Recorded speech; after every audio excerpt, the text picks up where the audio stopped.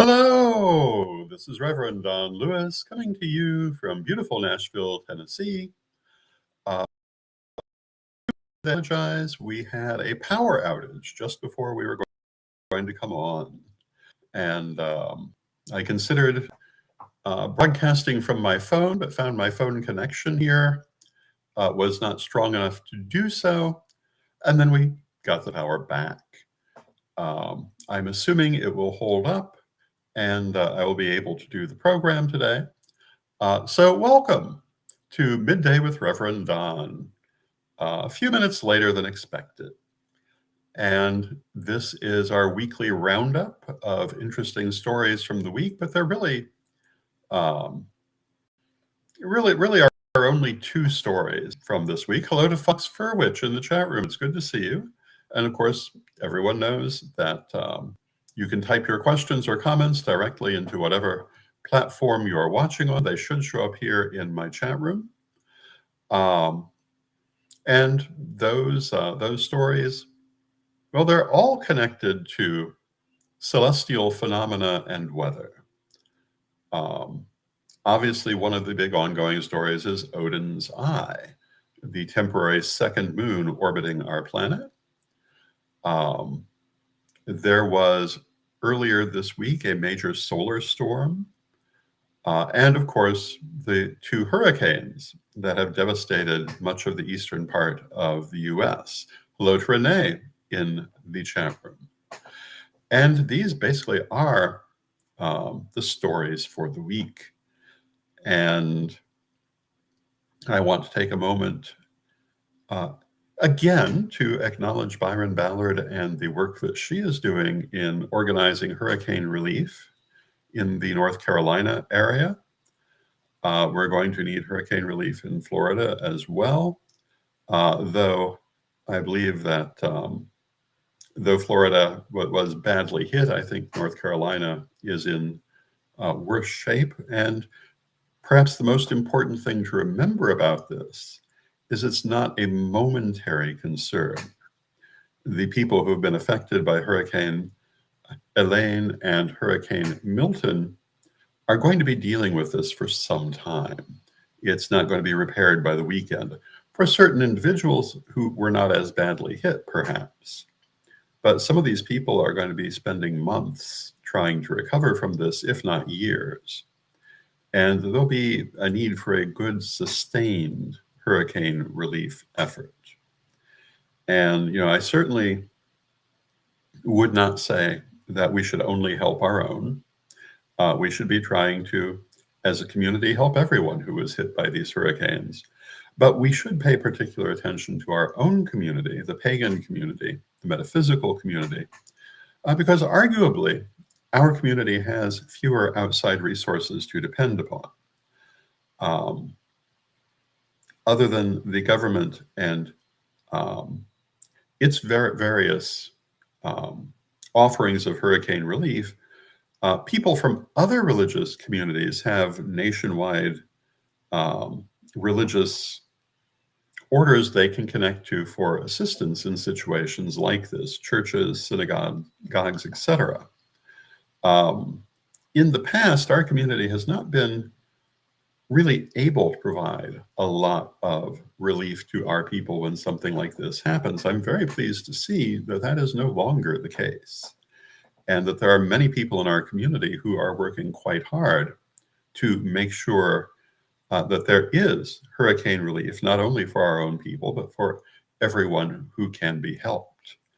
And I think this really speaks to the maturing character of our community, as well as to the significant increase in our numbers. Because any kind of organized reaction is only really possible in a situation like this if you have the numbers to do it, and also the organization to do it, and the people willing to do it. And it does seem like we have entered a bit of a new age in that way. Now, we've been building to it for several years. I mentioned either on Tarot Thursday last night, or perhaps it was on Midday yesterday, that we here at Corellian TV/Magic TV/Divination TV have been involved in a number of disaster relief efforts over the years, including a telethon for Japan after a major tsunami some years ago, and a few other attempts at relief in occasions of natural disasters, but these have been small and rare compared to what they might be. After Hurricane Katrina, 20 years ago, 18 years ago, there was some effort on the part of our community to provide relief, but it was small. This time, we seem to have reached a new maturity in our ability to make a difference in a situation like this. You know, one of the things that pagan religion is most commonly criticized for by other religious movements is our absence in moments like this. And in the past, again, we often didn't have the numbers or the networks to be a major presence. And so the ability to do that is a huge step forward for us. And I think that in this particular situation, our community is stepping up quite nicely. And there are some announcements coming. I'm not able to make them today, but I'm aware of them that will, I think, be quite interesting to everyone. Moondancer says we need organizations that are 501c3 that can provide relief, that are partnered with pagan churches. Well, yes, we do. And we need those of us who are 501c3s to do what we can. And for myself, that's mainly amplifying the message. In an earlier period, I might have been physically able to do a little bit more, but at this point, I think getting the information out is what I can offer, helping to organize people through connections. But there are other people who are able to actually go and do things. I was told yesterday that one of my nieces is going to be involved in literally taking relief supplies to Florida this weekend, and those are being compiled now.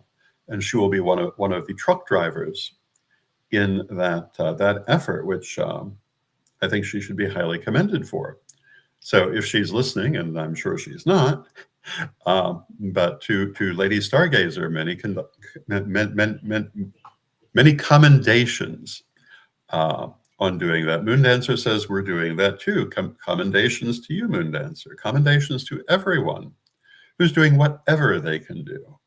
And we can't all do the same things. One of the things that Byron has asked for are for those people who are involved in the fiber arts to collect, make, and send things like hats and scarves, because we're right at the start of winter. And many of the people in these areas have lost everything, including their winter clothing.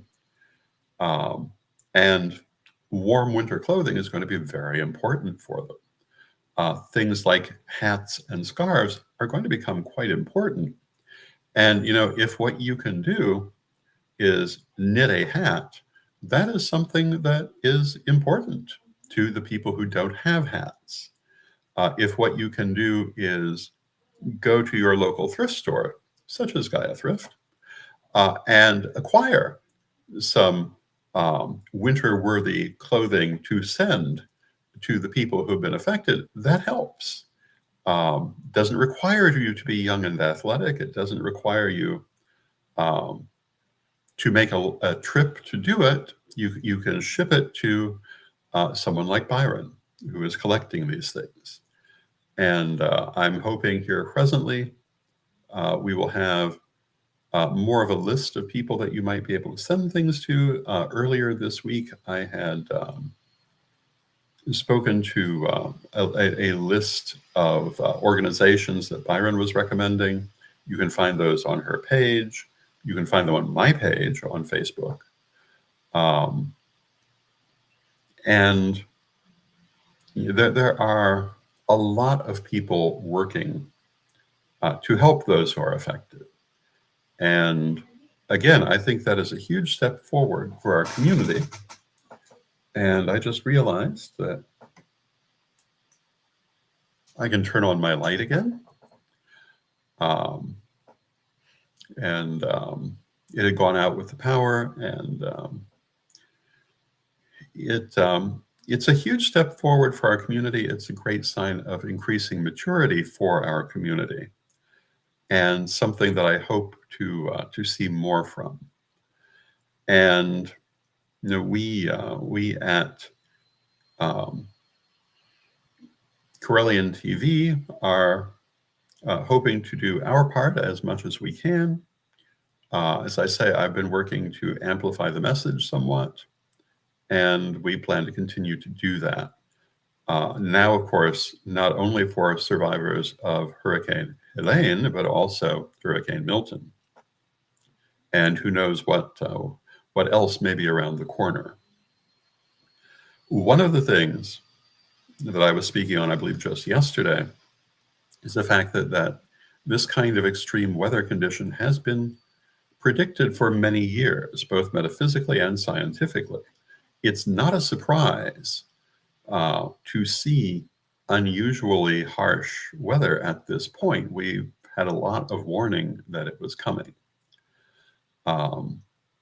We've done remarkably little preparation considering how much warning we had that it was coming.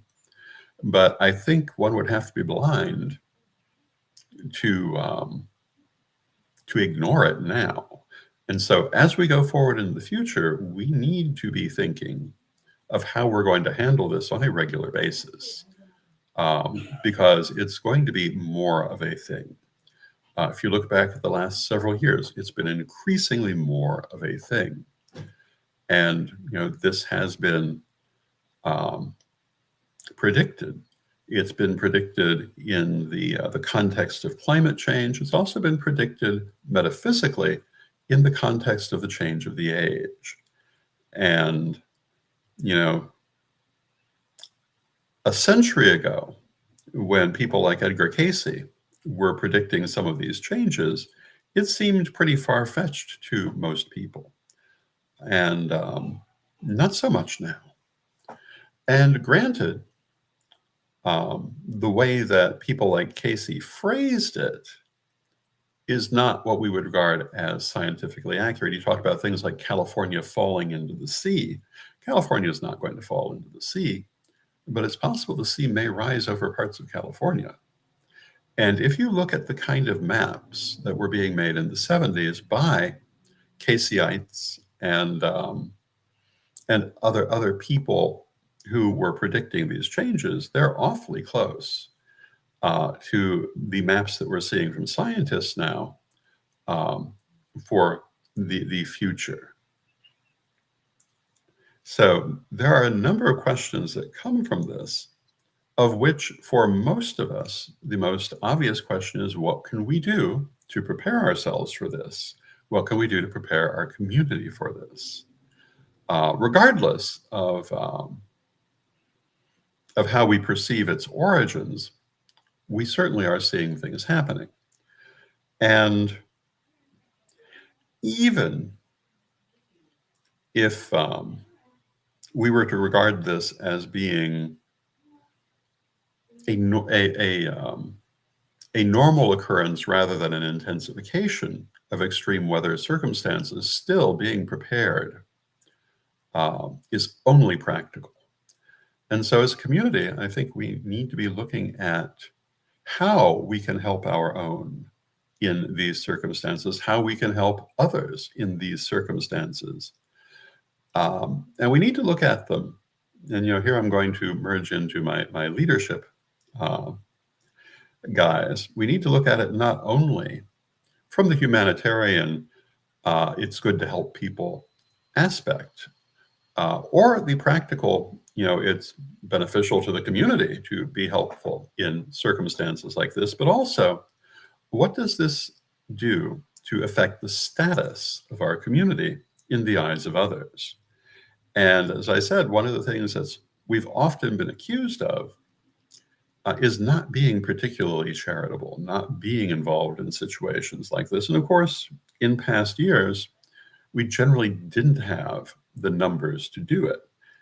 But I think that as we become more involved in it, it's going to affect how people see us and counteract some of those negative stereotypes out there.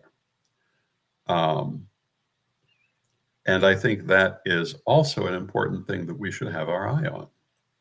Now, I realize that in the middle of a disaster may seem rather cold-hearted to focus on for a moment, but nonetheless, when you're in a leadership position, you must consider things like this. You must consider how people react to the things that you do. And becoming more involved in providing relief for natural disasters, providing relief for social disasters, is not only the right thing for us to do, but politically speaking, it's the right thing for us to do in terms of how people perceive us. I know lots of people who love to complain about stereotypes and the idea that Hollywood has created a bad image for us, which I don't particularly agree with. I think it's certain churches that created the bad image, and occasionally some of our own people. But I think Hollywood only reflects it, and I think Hollywood has often done quite well by us. But I've always said that if we don't like how we're perceived, we must take control of our own image. Part of that is taking control of our actions. And the more that we do to help with relief in situations like this, the more people will understand that we're people too, just like them. People who don't necessarily know us, don't really understand the differences between our theology and theirs, but they could see that we're good people because we're doing good things. And that's relevant, I think, not only to this situation where we're kind of in a time of emergency, but to general life as well. Doing good things, what I usually call is doing the next right thing, is good in its own right. And ideally, one of the primary reasons you do it is because it's the right thing to do. But it also brings its rewards in terms of relations with other people. And for a minority community such as ours, I think that this increase in our maturity and our ability to respond to disasters is also an increase in our ability to be better understood by others. And, my message to the leadership of our community is do all the good things you're doing, absolutely. Also make sure that you let people know you're doing it. If you're an ordinary person, that doesn't matter as much. But if you're one of the various pagan churches and you're organizing resistance, hurricane relief, I was going to say resistance to hurricanes. I'm not quite sure that would be the appropriate term, although in a manner of speaking. But if you're doing this, let people see. I'm a great believer that doing the right thing does not require an audience. But when you're in a position of leadership, the purpose of the audience is to the benefit of the people you're working with, of making sure that they are understood by a wider community in a better light. Our community is often misrepresented, and though again, I hate to be quite so blunt in a moment like this, but one of the ways to change that is by being seen to be good people, making sure that we are seen to be good people. And since we're having this, this outpouring of effort for hurricane relief, the more we talk about it, the more people will see that we're there with them. That it's not just the Christian churches doing things, not just the synagogues doing things, but the pagan temples are also. And there are many temples which are heavily involved in hurricane relief at this moment. And I would say make sure that flag is flying. Make sure the wider community has some knowledge of it, both the wider pagan community, but also the wider community, because this is part of how people see other people. It's part of how they make their judgments about them. And again, if we don't like the judgments people make about us, we need to take charge of our own image and make sure they can come to see us in a better light. As I say, I actually have knowledge of a variety of things coming up that may have some relevance to this that are not quite ready to be announced yet. But I know of a number of people who are working to put things together that will be of benefit to the people who have survived this natural disaster. And I think that it's wonderful to see our community moving in this direction more forcefully than ever before. It's not the first time we've ever moved in this direction, but we're doing it much more forcefully and much more widely than I've seen previously. And, I've been here for a long time. So I want to commend all the people who are involved in this and also to encourage them to continue. With that, we're near the end of our half hour. I need to take a moment for our sponsors. And here we go.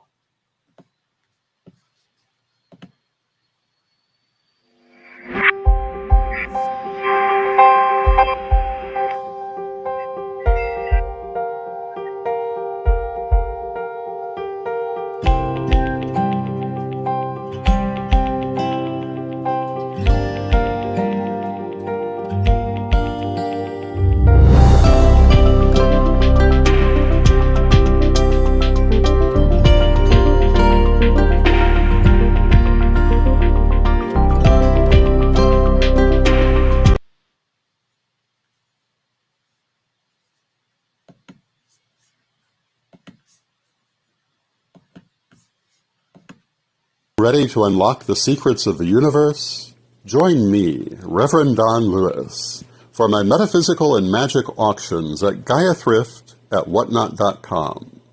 Discover fascinating artifacts, mystical crystals, and rare and unusual books that could change your life.